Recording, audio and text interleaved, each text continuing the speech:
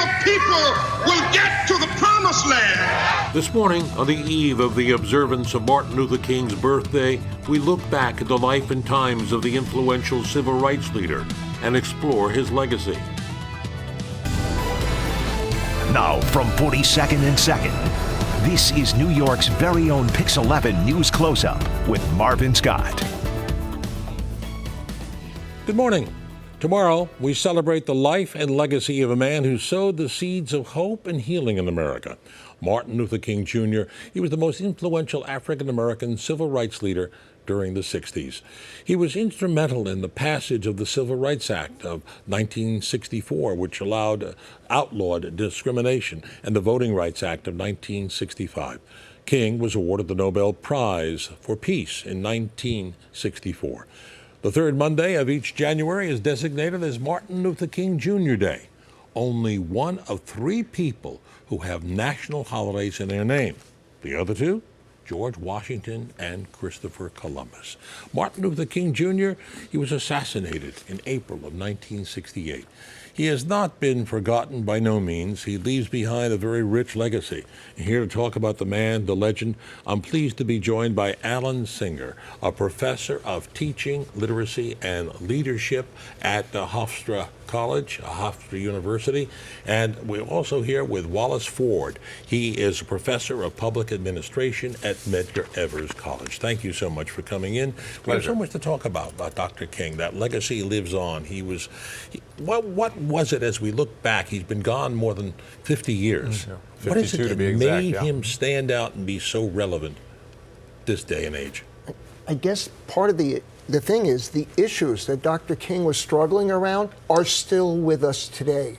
You know, some things have changed, but also many things have not. You know, as we struggle on issues of race and poverty and war and climate change, you know, it's like we wish Dr. King was with us, to march with us, to speak, to lead some of these struggles. Because our country, our nation, the world, we really could use Dr. King with us today.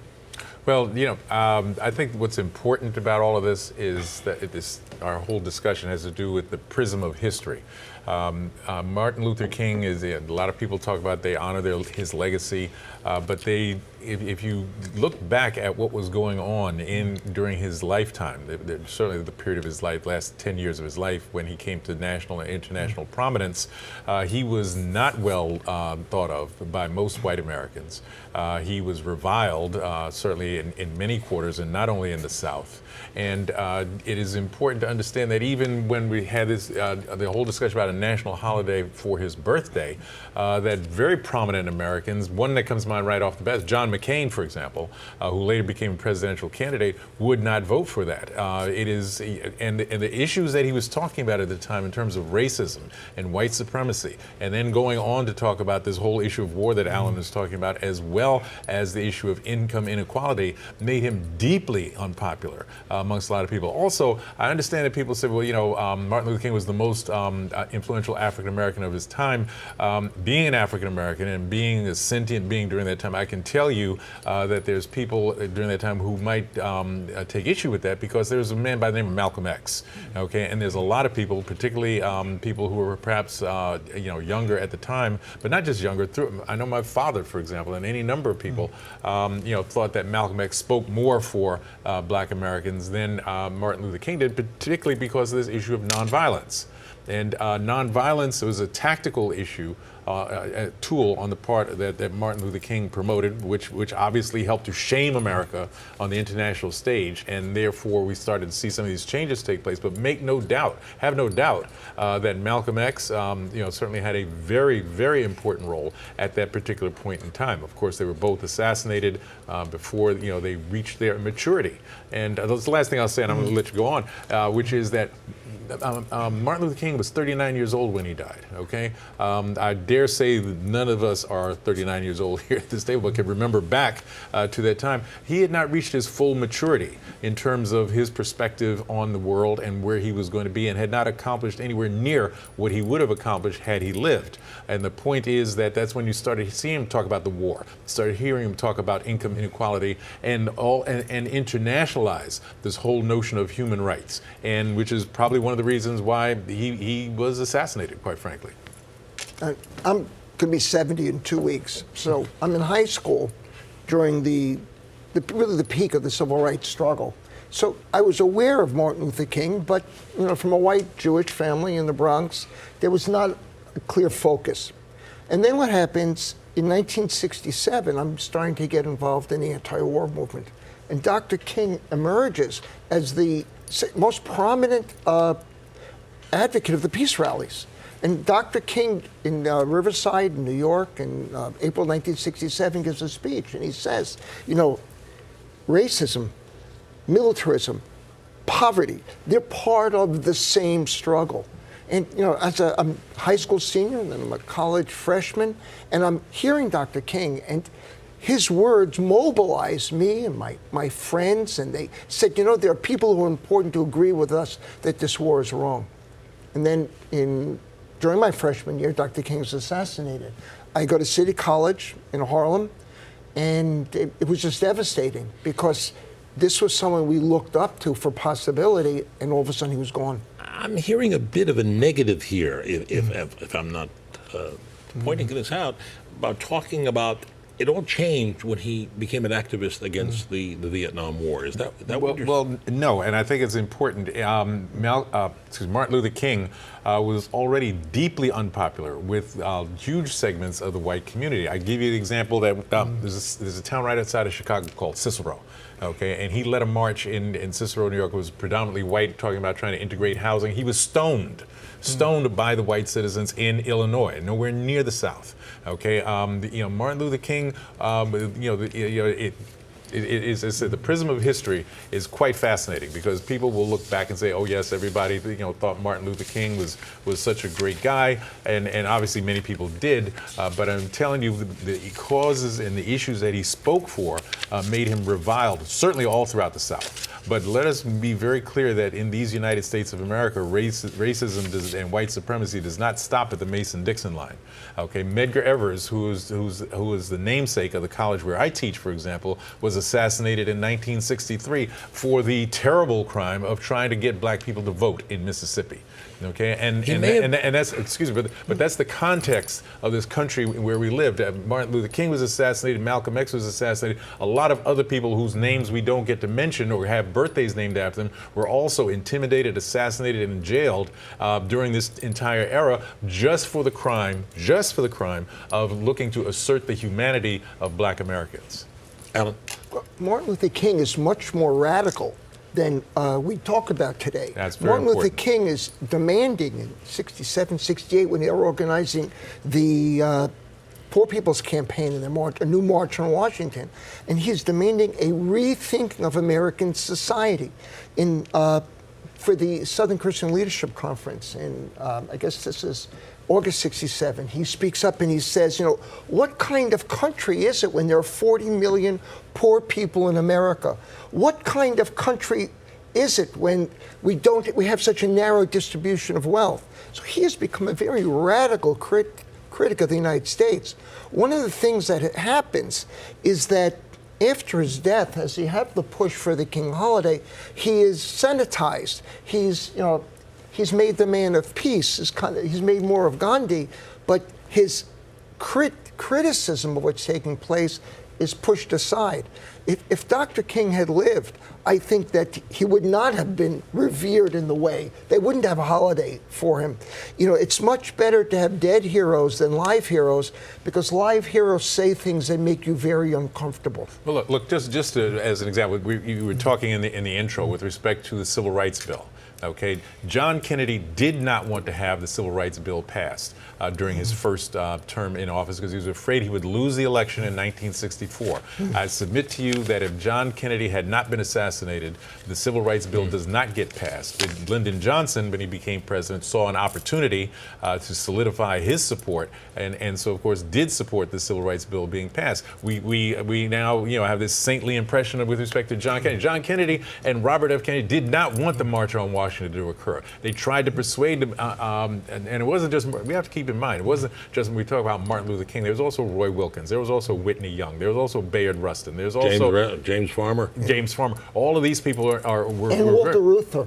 Yes, and Al Walter. Shanker. Yeah, they were, the labor movement was very important. But I'm saying that in terms of the leadership of the black community, Martin Luther King was one of, not the, person who was driving this effort. And then we have people like Stokely Carmichael and of course Congressman John Lewis. Well, radical is radical when it's not your concern. If you ask a mother who sees their child in danger, they're going to push everybody out of the way to save that child. And you say, well, that's a pushy mother. No, that's somebody who's looking to protect something that's important. So I just can't take the notion that he was radical, Stokely Carmichael, for example, because what was he up against? Lynching, rapes and bombings. Birmingham, Alabama was called Bombingham for a reason. After the March on Washington, I was at the March on Washington as a 13-year-old, and I remember being there for that. And less than 3 weeks later, these little girls get bombed to death in Birmingham, Alabama, by these beasts who were members of the Ku Klux Klan, who never were got the proper punishment for that. So we have to understand the context of the times. I was with Stokely Carmichael, Floyd McKissick, and Dr. King on a march against fear in Mississippi back in 1966. I'll tell you about that when we get back. Let's talk about, though, he may have been reviled by some factions here in this country, but he was still admired by others. Let's talk about some of those accomplishments when we come back. Absolutely.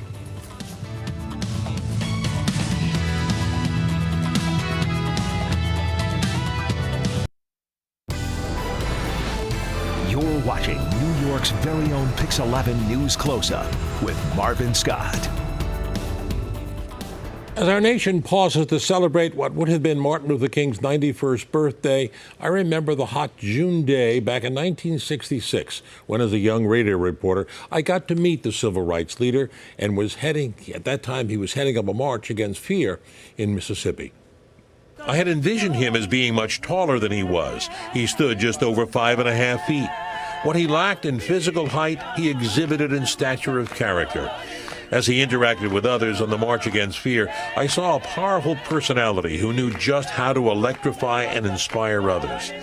He was an engaging man with the ability to articulate his message. He certainly was a wordsmith, as was evident in the reaction he gave me to the shooting of the man who broke the color barrier at the University of Mississippi. I think it is indicative of the fact that we still live in a morally inclement climate filled with torrents of hatred and jostling winds of violence, and I think many levels of our society must take responsibility for this. It was 3 years after King's I Have a Dream speech, and rednecks often were taunting the marchers. Dr. King soothed tensions with his protestations for peace. His voice echoed above the militant cries for black power by others. I was taken by King's ability to unite people. He told me he was confident the shooting of Meredith and other violence in the South would only strengthen his movement's resolve. I don't think it has instilled more fear. Often people rise to their best in moments like this. Through suffering and violence, people often decide that they are more determined. So I don't think this is going to intimidate Negroes at all. I think it will make them more determined. I witnessed King's determination firsthand as he stopped to inspire school children. And when he waved into the cotton fields, beckoning, "Come on, children," each person who joined his march represented yet another victory for civil rights. Now, after filing a radio report during a break in that march, I saw Dr. King sitting on an embankment alongside the road. I asked if I could join him for a moment, and I did. I offered him a second can of Coca-Cola, which I had stored in my pocket on a very hot day, sat down alongside him. I offered him a Coke. We chatted for a few moments, and he echoed the goals he expressed in his I Have a Dream speech a couple of years earlier. And at one point, I asked him, considering the threats that had been on his life, Why this? Why did he put his life on the line? He paused for a nanosecond and looked me in the eye, and he said, for the children, for the children. Quite poignant. I remember it to this day. And it's the children of today who have benefited from his sacrifices. Back now with Alan Singer and Wallace Ford. Of his accomplishments. And are the children today, do they appreciate, do African American children appreciate, do they understand who Dr. King was and what he did? Well, not just African American children. I think that part of his triumph is that the respect and the appreciation bridges across lines in the United States. He is one of the people who have succeeded through his efforts, through his campaigns, through his words, of engaging all people. I was a high school teacher in New York City before I started teaching teachers at Hofstra University. And a major part of our effort to look at the United States was an examination just of the words of the speeches of Martin Luther King. And they were always inspirational for me as a teacher, but also for the students. I used to start a unit on the Declaration of Independence with King's speech at the '63 March, because it's so powerful. And then we would revisit King's speech when we did the Gettysburg Address, because what King was able to do is to look at what is the promise of America, what has not been delivered, and how can we achieve that promise. And that was always inspirational for young people, because the question for them was, how do we achieve the promise and build on what Martin Luther King's legacy was? Professor? Yeah, sure. I think, I'm reminded of a quote from another famous black leader, Frederick Douglass. And he said, power concedes nothing without demand. And I think when we look at the legacy of Martin Luther King and try to understand why we're even speaking about him today, is that he was able to articulate that demand for power in a way that was special and was important. I think that if Martin Luther King were alive today, that he would be participating in the Black Lives Matter movement. I think he would also be participating in the Me Too movement. I think that if Martin Luther King were alive today, that he would be, of course, just totally abhorrent of what the current president is doing. But he would have also been abhorrent of what Ronald Reagan did when he decided he was going to begin his campaign for president back in 1980. Of all the places in the world that he could begin his campaign, he did it in Philadelphia, Mississippi, where 3 civil rights workers, 2 white, 1 black, were killed back in the 1960s. And that was a dog whistle message to the Southern Republicans at that time. So I think he would have, in many instances, Martin Luther King, to this very day, to your point, Marvin, been a source of inspiration. Certainly to people who are looking for justice. I think the LGBTQI community would be their efforts would be supported by Martin Luther King as well, because he understood this notion of that discrimination wasn't just a matter of you're different from me. Discrimination really had to do with recognition of failing to recognize someone else's humanity. And he woke up America to the problem. Look, in 1965, he was the graduation speaker at Hofstra University. And Hofstra University was an overwhelmingly white student body. And he got up and he said to people, we have to become involved in participants in getting rid of war, in getting rid of poverty, getting rid of racial injustice. Let us not be detached spectators or silent onlookers, but involved participants. I mean, that is a message for today. And that was the message that inspired me. And I think that is the message that continues to inspire young people. That's the message to the children. We're going to take a break. When we come back, you talked about how he would be involved if he were alive today in Me Too movement and Black Lives Matter. But how would he see things today? Would he be pleased the way things have changed or disappointed? We'll explore that when we come back.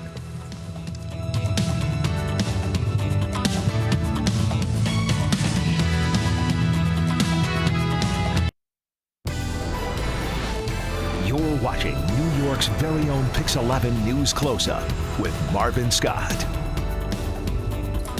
Back now with Alan Singer from Hofstra University and Professor Wallace Ford and Medgar. We're talking about Martin Luther King on the eve of Martin Luther King Day. And let's look today, if he were here today and seeing what's going on. would he be pleased or disappointed? I think he'd be appalled. I think he would be appalled because it's not just, and this is really important, I think, Marvin, which is that everybody talks about Donald Trump and the things that he's done, but the fact is that Donald Trump was elected. Okay, the fact is that perhaps he didn't get the popular vote, but over 60 million Americans thought that he was okay to be president of the United States. And I would submit to you that if the election were held today, there's a very good chance that Donald Trump would be reelected. What that says is that there's still a coursing through the veins of America. Certain notions of the dehumanization of individuals and certain notions with respect to no respect for the environment. No respect for the future, no respect for other countries, no respect for any number of issues. Certainly, people's choices of sexuality and gender. All of these things are still very much alive in the American DNA, and I think so. I think he would say, it's. In the 60s, he said we were really kind of at least moving in the right direction. What the hell happened? Okay, and I think that's what he would say. I thought, we hadn't gotten to that mountaintop he talks about in that speech, of course, but at least we were climbing that mountaintop. Now it seems like we was like sliding back down in terms of a lot of things that are going on. And I think that would be, my take on it. I think that he would, if he had somehow were to come back today and said, what the hell happened? I thought we were going in the right direction here. So he'd be a thorn in President Trump's side. He'd be a spear in his side. Well, let me just say a slightly different take. Because one of the things that has always mesmerized me about Dr. King is his ability to convey hope. That even in the direst circumstances, Dr. King said there is hope, there is struggle. And he's a deeply religious man. I think we established before he was inspirational. Yes. I mean, we can't take that away from him. No, he always believed there was possibility. He, in the direst times, he was never giving up. The civil rights struggle has peaks and valleys, and there are a lot of valleys.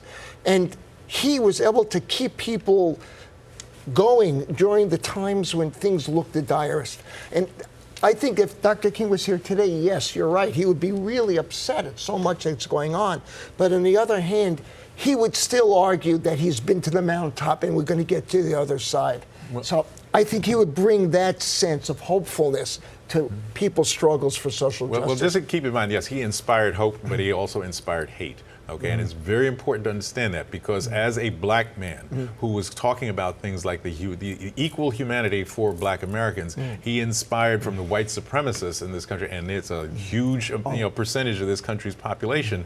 And I'm not talking about the people in the hoods and the capes and what have you. I'm talking about people who might be on the subway with us today, what have you, who just cannot accept the humanity or the equal humanity of black Americans and resented Martin Luther King in a very real way. And I think it's very important to understand that again, the prism of history allows people to say, everybody to say, oh yes, we honor Martin Luther King, but they do not honor his ideals.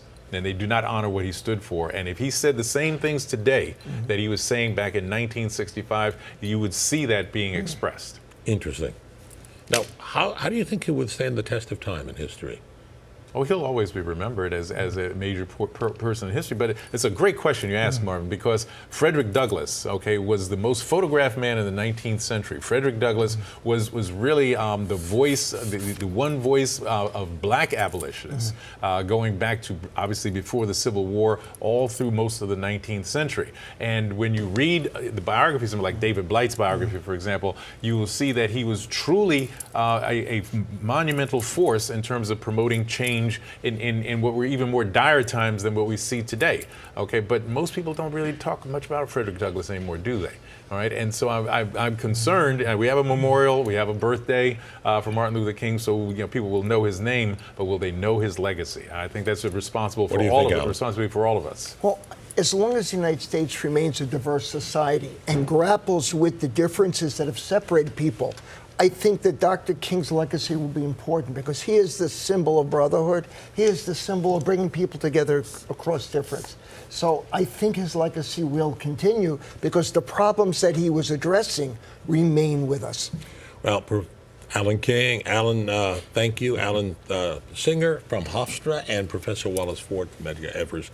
Thank you so much. A very enlightening discussion about Dr. Martin Luther King. Always a pleasure. Celebrate tomorrow on Martin Luther King Day. Okay. Thank you. Okay, good to see you. And that'll do it for our broadcast for this week. If you have any comments or wish to see this broadcast again, log on to our website at PIX11.com/News Closeup. I'm Marvin Scott. Thanks so much for joining us. Enjoy the rest of your Sunday, everyone.